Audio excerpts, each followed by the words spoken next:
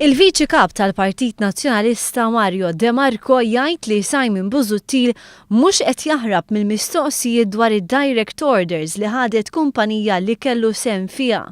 Fl-istess waqt meta mitlub jagħti reazzjoni tiegħu, l-istess De Marco għata diskors ħesrem u ħeġġeġ lil One News biex iżomma s-suġġett tal-konferenza tal-aħbarijiet organizzata fid-Dar Ċentrali tal-Partit Nazzjonalista.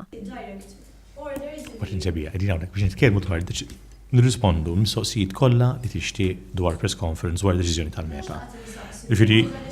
L-ex Ministru George Pulicino prova jdawwar l-attenzjoni fuq suġġetti oħra u l-Viċi Kap Mario De Marco baqa' jsostni illi ma jwiġibx. Dottor Busuttil ma ħarab minn l-ebda mistoqsija u maħniex però ejja nżommu mat-tema ta' dan is-suġġett.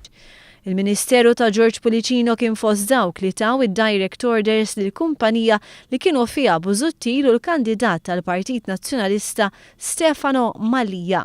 Waqt il-konferenza tal-aħbarijiet il-Partit Nazzjonalista reġatenna l-oppożizzjoni tiegħu għal mod li bih se jinħażen il-gass naturali LNG fil-bajja ta' Marsaxlok.